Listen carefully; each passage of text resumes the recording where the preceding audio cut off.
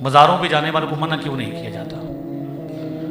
ہم کہتے ہیں کہ بھئی پہلے اس حوالے سے نالج ہونا چاہیے پورا کہ کیا سرکار دو عالم صلی اللہ تعالی وسلم نے یا اللہ تعالیٰ نے کس آیت میں یا حدیث شریف میں نبی پاک صلی اللہ علیہ وسلم نے کس حدیث میں مزارات پہ جانے سے منع فرمایا؟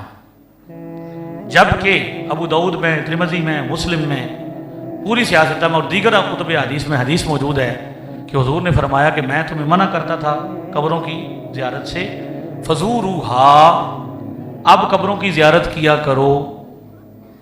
تو سرکار دو عالم صلی اللہ علیہ وسلم خود مزارات پر تشریف لے کے جنت البقیع میں کیا ہیں؟ مزارات ہیں۔ پوری توجہ سے آپ نے بات سننی ہے، آپ کو سمجھ آئے گی، ٹھیک ہے؟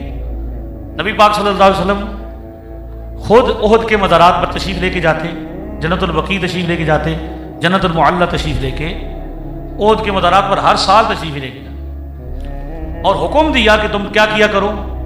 جایا کرو۔ فإنها تذکر الآخرہ، کیونکہ یہ کیا ہے؟ آخرت کی یاد دلاتی ہے۔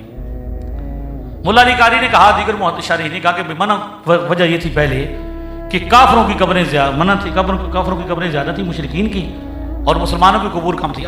تو حضور نے بھیجا بھائی اس وقت جیسے کافروں کی قبر کی زیارت منع ہے، تو حضور نے پھر جب مسلمانوں کی قبور بن گئی تو حضور نے ان کو کیا کیا؟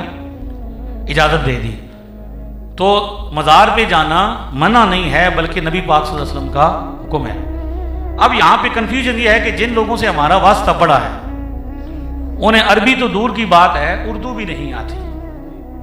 چھوٹے مرزا صاحب کا ایک کلپ ہے، میں اس کو سن رہا تھا، اس میں کہہ رہے تھے اردو کہ آج آپ ہماری بات نہیں سن سک رہے، آج آپ ہماری بات نہیں سن سک رہے، یہ اردو ہے، ٹھیک ہے؟ جس بندے کو یہ نہیں پتا کہ نفل کا معنی اضافی ہے یا فالتو ہے، عربی زبان میں ران کو کیا کہتے ہیں؟ پٹ کہتے ہیں۔ تو یہ پوزیشن ہے کہ اردو بھی نہیں آتی کہ مزار کا مطلب کیا ہے۔ وہ کہتے ہیں مزار کا مطلب ہے گنبد۔ یہ کس ڈکشنری میں ہے کہ مزار گنبد کو کہتے ہیں، جبکہ گنبد کو عربی زبان میں قبہ کہتے ہیں۔ کیا کہتے ہیں؟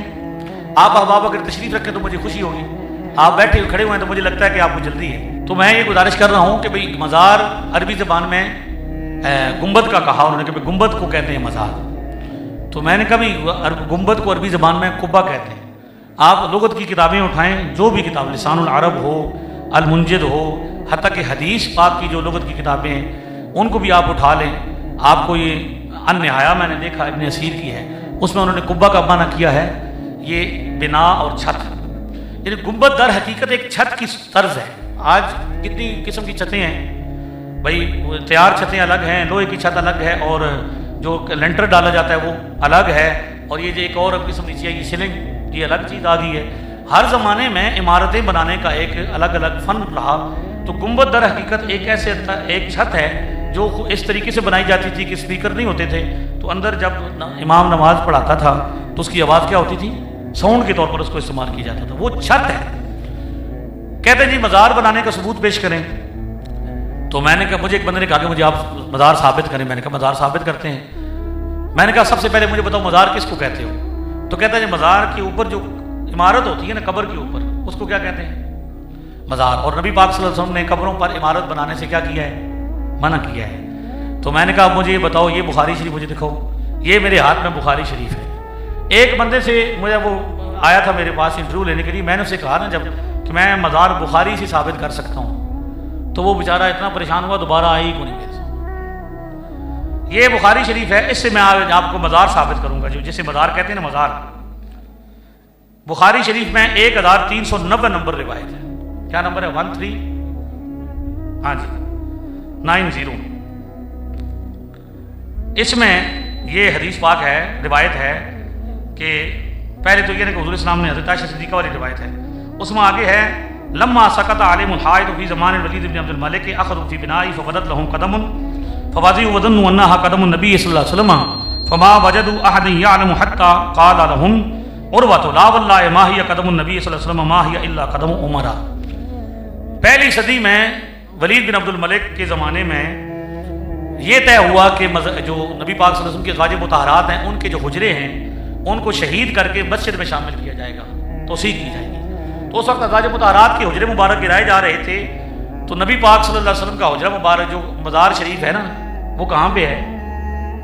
میں نے اس سے پوچھا کہ بھائی سب سے پہلا مزار تو صحابہ نے پہلی صدی میں بنایا ہے، تو کہتا ہے وہ کہاں پہ؟ میں نے کہا مدینہ شریف میں ہے۔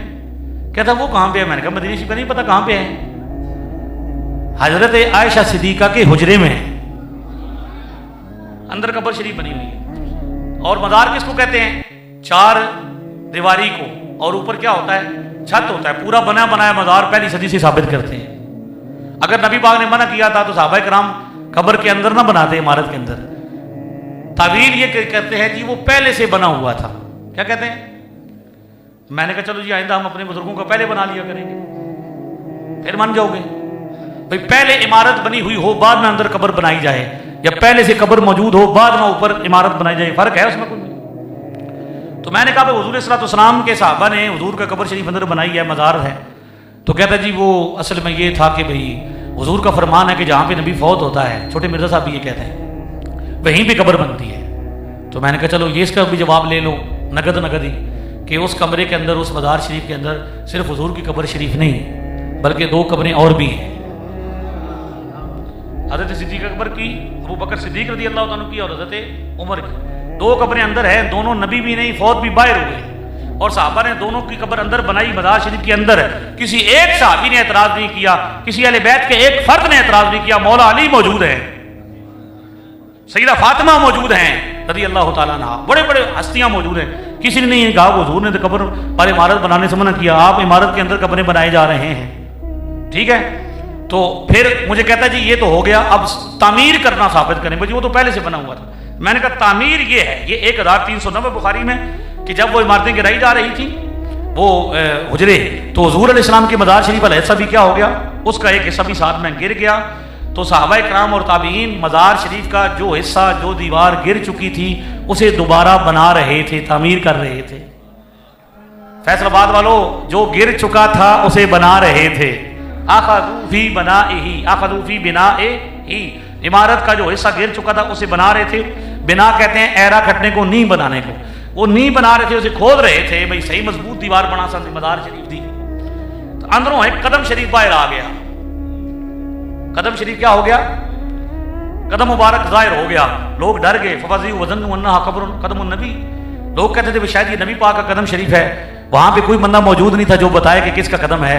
حضرت عروہ بن زبیر، حضرت عائشہ صدیقہ کے بھانجے ہیں، انہوں نے جب غور فرمایا تو غور کر کے دیکھا بھئی ساری زندگی جڑے پیر ویکھے حضور دے، انہوں نے پہچان سی۔ حضرت عمر دے پیراں دی بھی انہاں کہنا نہیں، حضور دا پیر مبارک نہیں، حضرت عمر کا پاؤں مبارک ہے۔ ٹھیک ہے، حضور علیہ السلام کا قدم شریف نہیں، حضرت عمر کا قدم مبارک ہے۔ مطلب ہے کہ جو اللہ کے ولی ہوتے ہیں قبروں میں جا کر بھی انہیں مٹی کچھ نہیں کہتی۔ چھوٹے بیٹا صاحب کہتے ہیں یہ صرف نبی کا پروٹوکول ہے۔ دیکھیے بخاری کے اندر موجود ہے کہ صرف نبی کا پروٹوکول نہیں بلکہ نبی کے غلاموں کا بھی پروٹوکول ہے، نبی پاک کے صدقے میں صلی اللہ علیہ وسلم۔ تو جب وہ دیوار بنا رہے تھے، انہوں نے دیوار بنائی، گر چکا تھا دیوار، وہ کیا کی تھی؟ بنائی تھی۔ اب مزار شریف عمارت کو کہتے ہیں۔